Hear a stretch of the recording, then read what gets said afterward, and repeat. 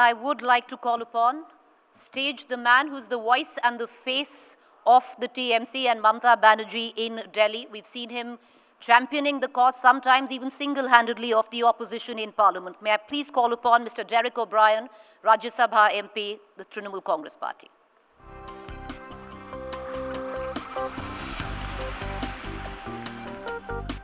Very good morning, Mr. O'Brien. Good morning. And we have an important thing to do today, which is more important than any session. Ladies and gentlemen, please join me in wishing Preeti a very happy birthday. Well, you're very kind, sir. Thank you. I think, we're doing it on national television. It's a first, but thank you. I appreciate it, sir. I hope you'd be kind. This is your first birthday you're celebrating on national television? Yes, sir. Thank you. But let's quickly now move on before... To lesser important things. Yes, well, no, for bigger important things at this point of time. Mr. O'Brien, we've seen you over the past couple of months, sometimes, like I said, single-handedly championing the cause of the opposition. We saw you in Hathras getting roughed up by the police.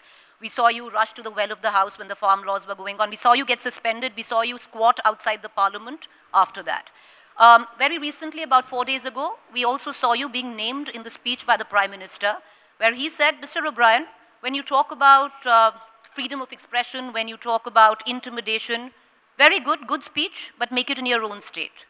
Today, your party, sir, stands charged with exactly what you charge the BJP in the center of running a fascist state. Well, firstly, in all those various events you saw, not events, those situations you saw me, I was there simply because I was wearing a Mamata Banerjee jersey. When you wear the Mamata Banerjee jersey, you look good.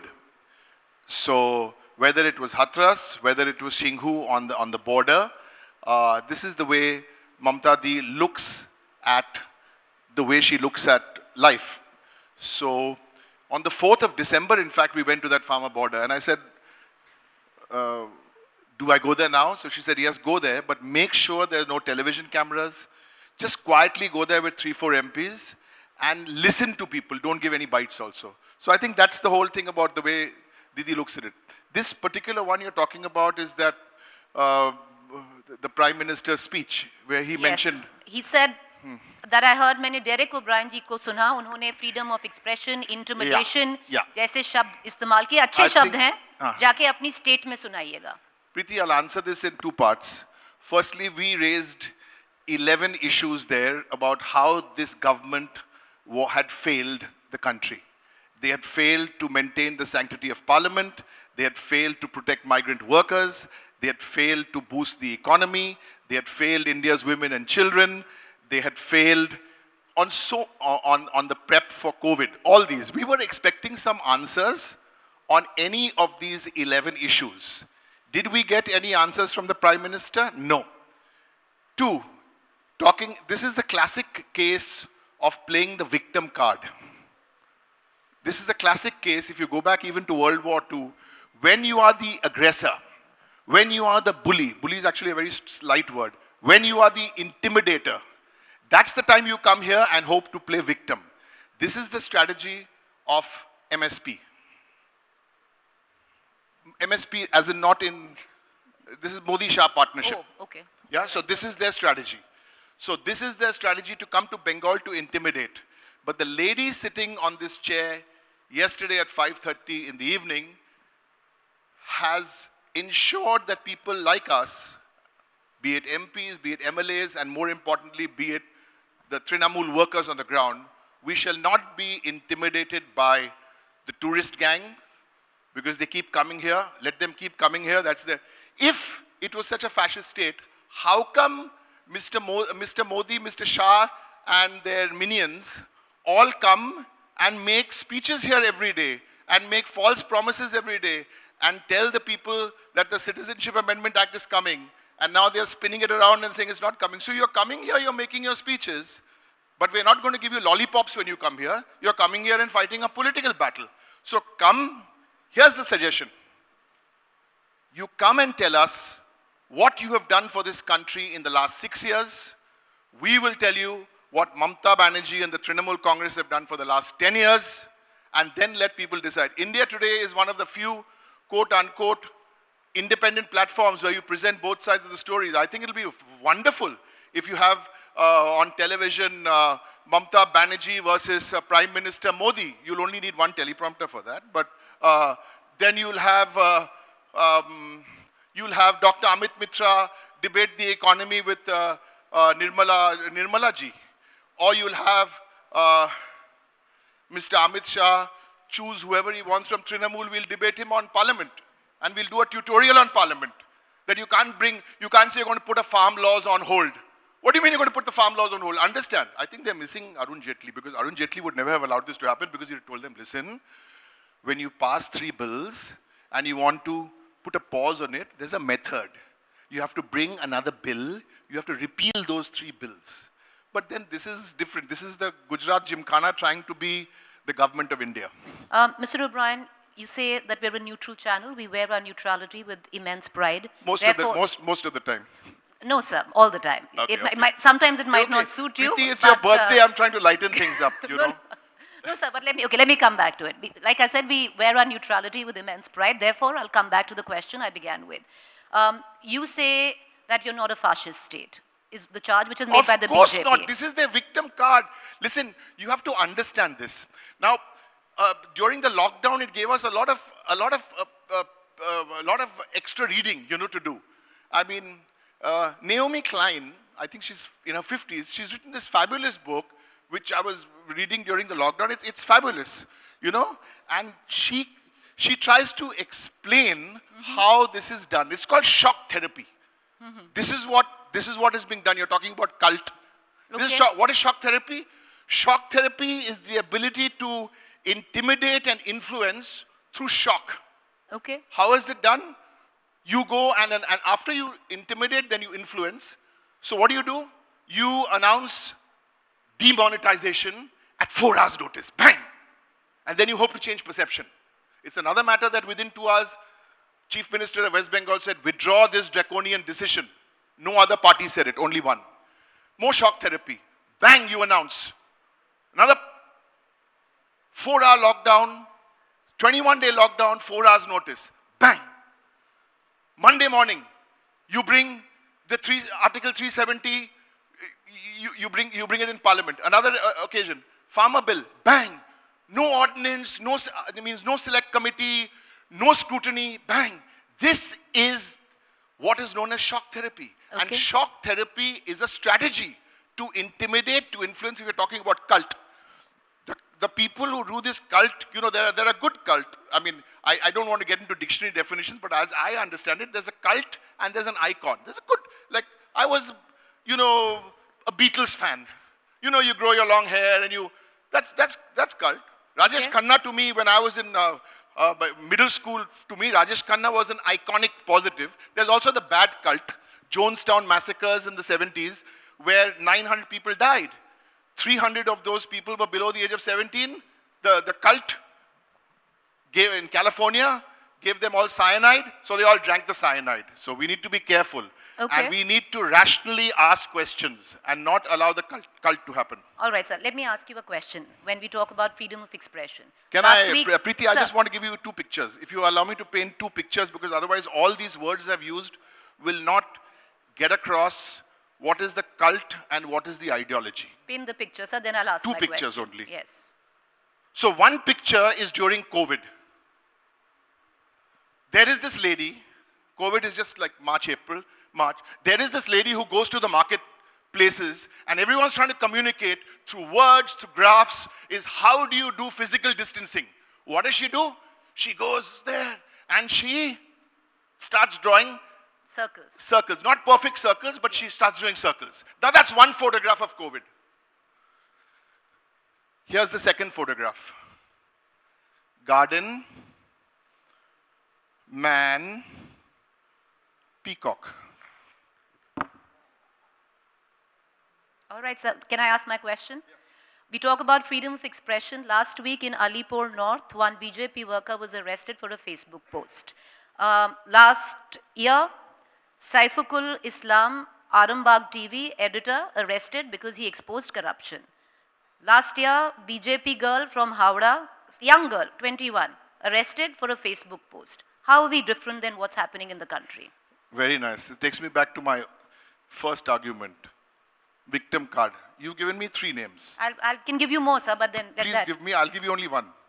Allow me one. Yes. Again, trying to play the victim card when you are the intimidator. Here's it. I'll give you only one. 2018, location, Rajasthan, rally. Here's the quote. My Hindi is very bad, so I won't try. In English. We can make fake news turn true. We can make the truth turn fake. जो सच वो झूठा कर देंगे और वो झूठा है वो सच कर देंगे. मुलायम जी को थप्पड़ मारा उसका लड़का Akhilesh ji. That's the quote, unquote. How do we do this? हम लोग कैसा करेंगे? हमारा 31 WhatsApp groups है. Who said this? Video. The Home Minister of India. The Home Minister of India said this. By the way, he may have said this because he was distracted in 2018. I don't know why he said it. Last night in Calcutta, at the Science City Auditorium, if you look at what he said this in a more decorative way for the Bengal elections. So again I say, stop playing the victim. Fake news today, IT cell and all small things. These so names are these names fake news? These arrests? Sorry? So were these arrests fake news? Did these arrests I don't not know happen? these. I gave you a bigger example about the. But if you're looking at Mamata Banerjee's Trinamool Congress government, of course you could pick up 1, 2, 3 examples from anywhere. I'm giving you a more macro issue where the Home Minister of India is telling 31 lakh WhatsApp groups to go out and do. Sometimes Mr. Shah and Mr. Modi, we expect, listen, he's our Prime Minister. He's our Home Minister. So we expect a little bit of dignity. We expect a little bit of grace. What happened to all these little things which we'd normally expect? They are missing. And I think it's showing in Parliament also. You know, there was a bonhomie in Central Hall where you could go and have a coffee without bothering as to what jersey you were. And those were nice coffees, and that time it was subsidized. Now I think we have to pay a little more. But that is missing. I think there's a decency. And I saw what Mamata Di said yesterday. Yeah, we can be very decent, but then you come here, then... But she also said to be fearless and report. But if you're going to be arresting editors, then how can you be fearless Who and did report? we arrest? I don't know this. Shafiqul Islam, Arambagh TV editor last year. But okay, let me move on. Let's move on from there, sir. You also had a Mahua Moitra, who's an MP, in her constituency called journalists, do paise ka journalists. And at the same time, you say that journalists need to be respected, journalists need to be honored. How does it work?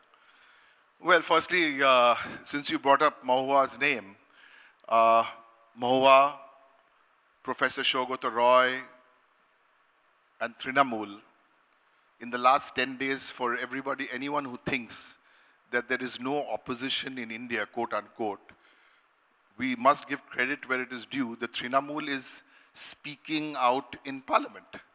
This one issue, since she said it, and it was her personal opinion, I think in all fairness to her, the next time she is on your channel, you can ask her why she said it, and she'll certainly give you a reason why she said it. But you saw yesterday the way Mamata Di not only respects journalists, she has a lot of time, and she's a very emotional lady, right? So she's a very emotional person. But you see, not only does she respect journalists, she speaks out. And sometimes, oh, she spoke out, but this is the way she does it. She has a fabulous relationship, not only with journalists, because of the small things she does with people. And you know, you keep talking about cult, and these are the little things which mean a lot.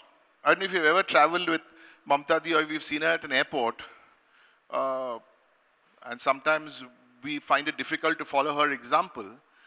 Even follow her, because she's quite quick on her feet. Try to walk with her? Yeah. No, I've never tried. I tried once or twice in Delhi. Very early, I got to know that don't go there. Okay, because she can multitask also on that treadmill. Yeah. But she gets into the airline queue. She goes into the bus, and she travels in the bus. That's the way. So hers is not a put on. Hers is not a peacock photo opportunity. Hers is, Mamta Di, what you see and what you get. Now don't get me wrong. In all this, there is deep ideology. It's not photo op. And by deep ideology means sometimes you can disagree with her, but in the long run, you'll know the ideology. For example, the best example is her view on land acquisition and farmers. The most consistent is Didi. Demonetization. Let me tell you a story. As soon as this demonetization happened, it's a true story.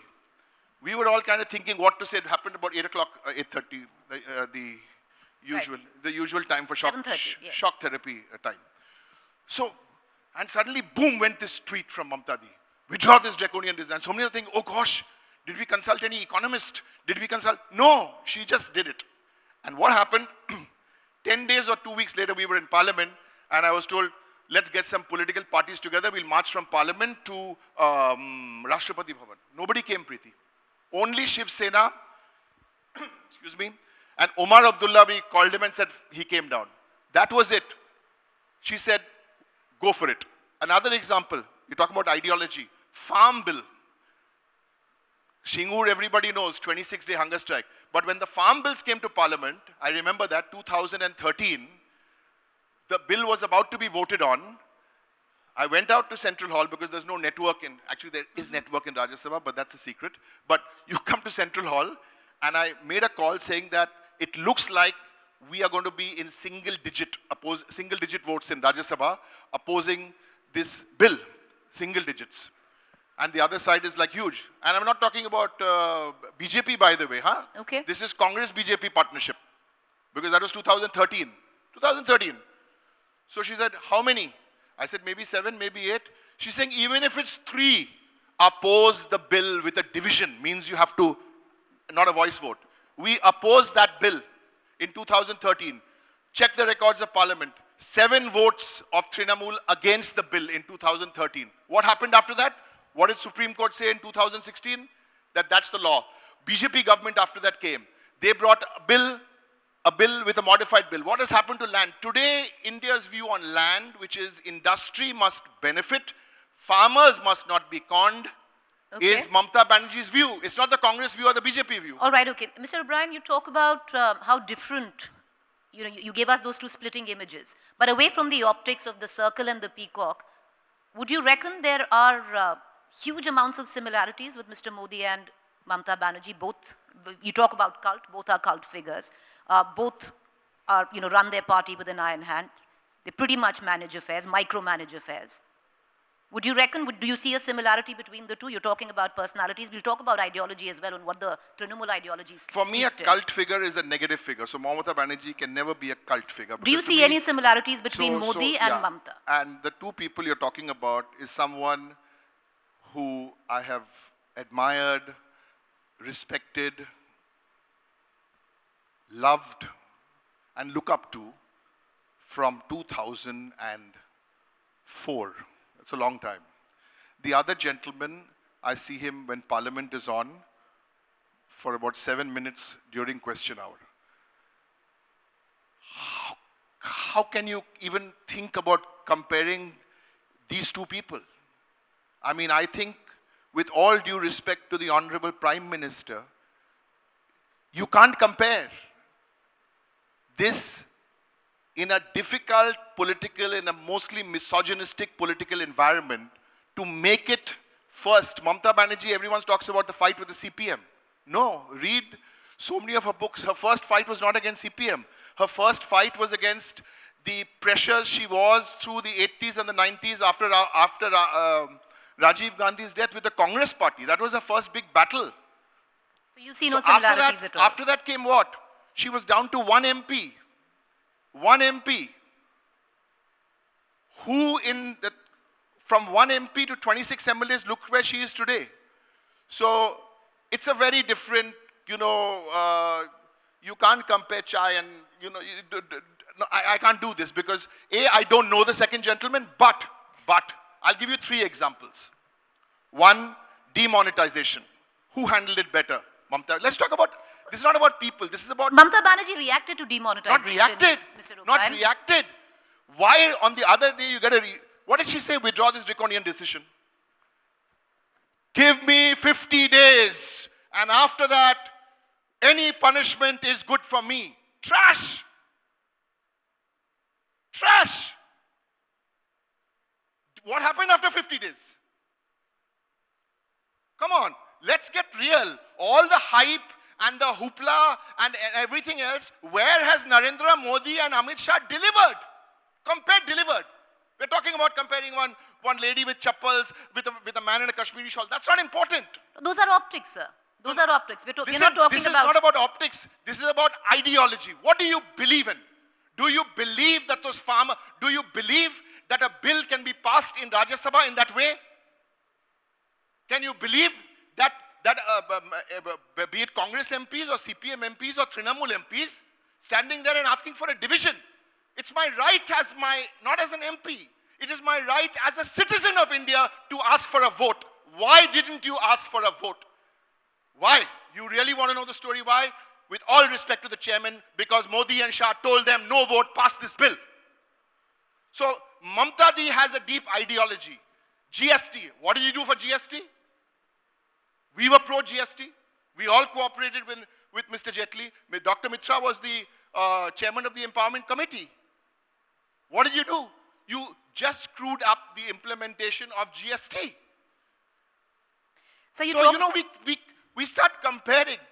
Yes, you have every right as a journalist to ask me about comparing. But one delivers, the other doesn't deliver. And only hype. Another hype will come yesterday. Citizenship Amendment Act. Where is your Citizenship Amendment Act? Where? You want to talk real parliament? You want to talk real issues? When a bill gets passed in both houses of parliament, sorry Preeti, when a bill gets passed both houses of parliament, what happens? President signs it. Within 6 months, you have to have the rules. All bills. Within 6 months, 95, 99%, the rules are made. What have you done with the Citizenship Act? You say no rules. 6 months, no rules. 3 months, no rules. 3 months, no rules. Now you're saying COVID. All right, sir. So Murgi mat banao. And that is why, with all humility, we really do believe this kind of mahal banane, we will win this seats, we will win that seats.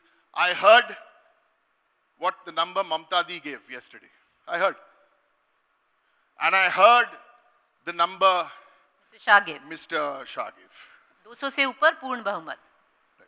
So there aren't 400 seats in the assembly, na?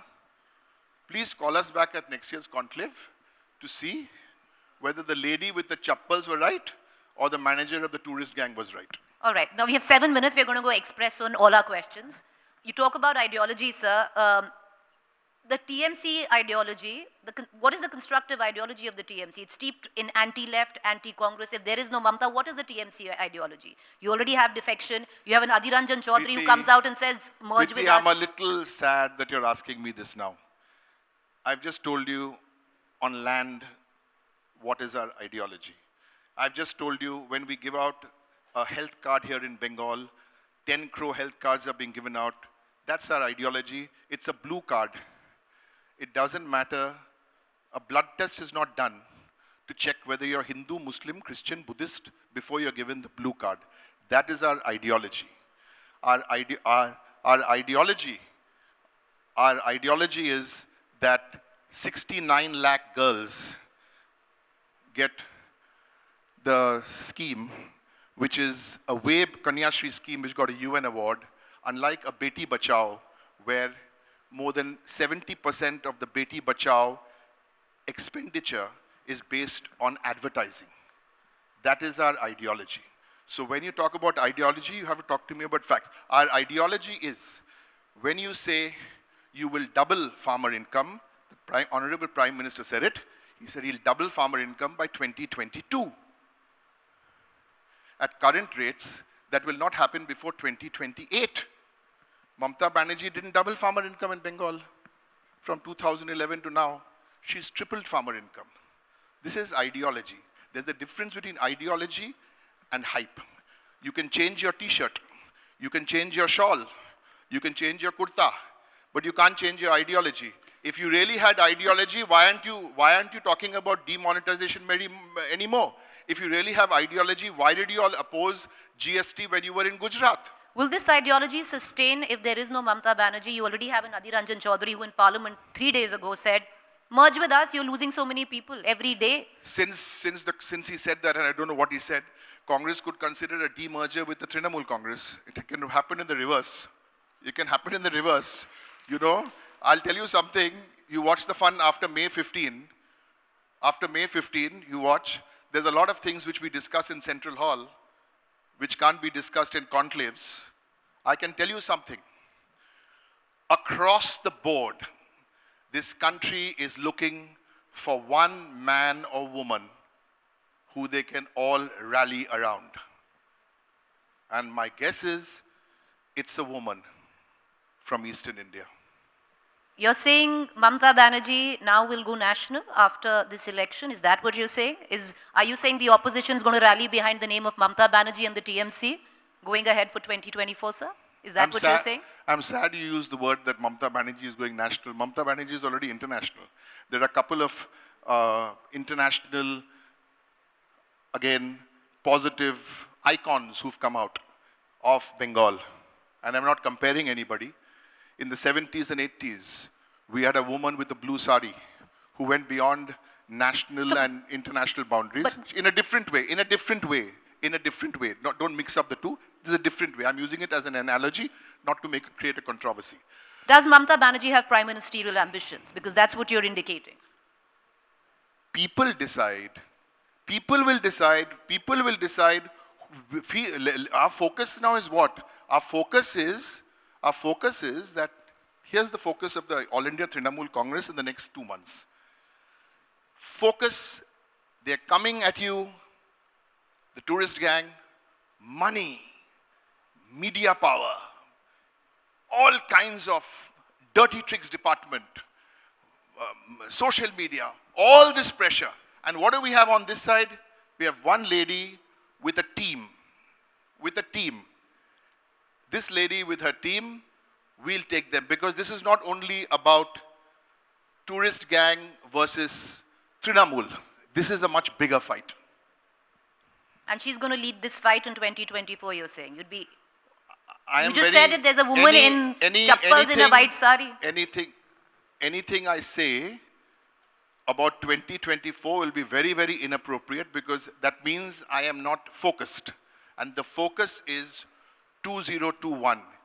In the name, it's a battle for Bengal, but it's truly a battle for all what India stands for the economy. Okay. That's the story. And I'm not a psephologist, but after the Tamil Nadu results, and after the Kerala results, no BJP, and after the Bengal results, no BJP, Assam, I'm told by my psephologist friends, BJP is slightly ahead. I don't know. I don't have information. Then the whole outlook will change, but I don't want to go there, because as I said, now it's very simple. How have we touched lives of people in Bengal? For health, for education, for food, in their outlook. That's the focus. Anything else is a distraction. Okay. Let's talk about the current aspect of it all where your party is concerned. Are you not getting along with your campaign manager, sir? Because there's enough going on where whoever is defecting saying that the reason that they're doing so is because it's not Mamata Dey anymore. This is another man who's at the forefront of it. Mm-hmm. Mr. Prashant Kishore. Mr. You can't use the word legend very often, so I use it very carefully. Mr. Arun Puri is one of the legends in Indian journalism. If anything goes wonky with the India Today group, Mr. Arun Puri or Kali Puri are here, the buck stops with them. So you can't blame A, B, C, D. Let me say this on record. Mr. Prashant Kishore had a role to play in 2014 as an agency hired. That time nobody said anything. Let me say this on record. IPAC and Prashant Kishore are doing a very, very good job working with us. What is the second part of it? The people who are leaving. Very good. Yesterday, you all could not ask Mamta Di some specific questions. So here it is, very simple and no big talk, because there's no GST on big talk. One MLA left from Nandigram. He said, now Mamta Di will stand there and lose by 50,000 votes. Yeah. Mamta Di perhaps will win by 50,000 votes. Why give him the time of Just day one to second. run I'll tell from you why. I'll Nandigram? tell you why. Because the way you all are making it out to be that people are leaving. If I leave, I have to go somewhere to fight. If you are an MLA and you leave, you fight from that seat. No. 3-4 of them have left. So 3-4, and it's good. Actually, it's very good, because when you have a team, when you have a full team of 218 MLAs and 35 MPs, 3-4, it's better you go now, because otherwise, BJP, even when they lose an election, this is the new trend, they try and win an election after the election. But sir, if so he's that will not happen. If he's so inconsequential, Who? the Nandigram person you're talking about, is if Mr. Suvendu Adhikari is so inconsequential, why give him the time of day and Mamta Banerjee fight against him? Why? The reasons are strategic. Okay. The reasons are strategic. I can give you a example which would be unrelated to this. You know, let's say there's a journalist of yours who's running your Mumbai office for last 15 years, and that journalist goes. So obviously you'll have to step in and do your bit. I think it's a challenge. I think it's a challenge because there are a lot of people who are wanting to appropriate that story, the struggle of Nandigram. So there are a lot of people who are trying to appropriate the struggle of Nandigram. So this will set it right once and for all. Sir, we are out of time. I'm going to ask you one question, and it's actually a compliment I'd like to give you. You know, when we talk about freedom of expression, all of that, that's debatable. It's arguable where your state's record is concerned. But what is fabulous in your state record and your party record is the representation of women that you give at the Gram Panchayat level, in the parliament as well. How do you get them? How does it work? Like I had Nusrat Again, yesterday, and she was like, you know, when I got the call by Mamta, it was Mamta Banerjee who picked her, handpicked her. There's an interesting point about beyond Trinamool about women's reservation. You see, it's a serious issue. So we should take it Trinamool and beyond Trinamool. The firstly is when you say women's reservation, we're not only talking about giving 33 and 1/3% seats. I admit you have a good record there. Tickets. Not in freedom of expression, I'm telling you what is the solution. In a conclave like this, let's offer a solution how to enshrine this. So the first thing which this government needs to do is bring the women's reservation bill, and please bring it in the Rajya Sabha. Why Rajya Sabha? Because then the bill will be permanent, it will not lapse. Number two, it's important. Number two, Trinamool doesn't need the women's reservation bill because it's 41% women in Lok Sabha and 31% in Rajya Sabha. This is the way it is. However, so I think there can be a broad consensus on this. It's not only the MPs, it's the MLAs, and it's down the line. The problem here is, and that's why Parliament should do this in March. I'm sure the Congress party will join. I'm sure the communists will have no problem. The problem will be somewhere else. Because the ideologues of the BJP, the original rumors... No, one second, let me finish. What is their view on women, which is the rumor-spreading society? So I'll talk about your own state. At the Gram Panchayat level, out of 5,029, if I'm not wrong, 2,000, which won from the BJP, are women. So let's not get there, because that, in terms of just figures. You see, I've spent a lot of time, again, everything discussed in Central Hall sometimes remains in Central Hall, but Sushma ji, may her soul rest in peace. So women have to be empowered, and it's not only about MPs. And I think when it comes to women empowerment, again, you have to look at numbers. We don't have time. I've given you 3-4 numbers where women are empowered. You in the beginning. I said you've done a tremendous job. But yes. Preeti, that's not enough. It's not enough. We now need to take it to the next step. We need to convince this, the BJP, who draws their inspiration from someone else, who are basically and where they draw it from, it's a completely misogynistic view. So we need to convert it. We need to do it by legislation, not by discussing it at conclaves. So bring the bill, discuss it. It's already got lapsed twice. Bring the bill, discuss it, and let's pass this bill in Parliament. Okay, with that, We conclude this session, sir. Appreciate it. Thank you. Ladies and gentlemen, please raise a warm applause for Mr. Derek O'Brien. Thank you, sir. Thank you.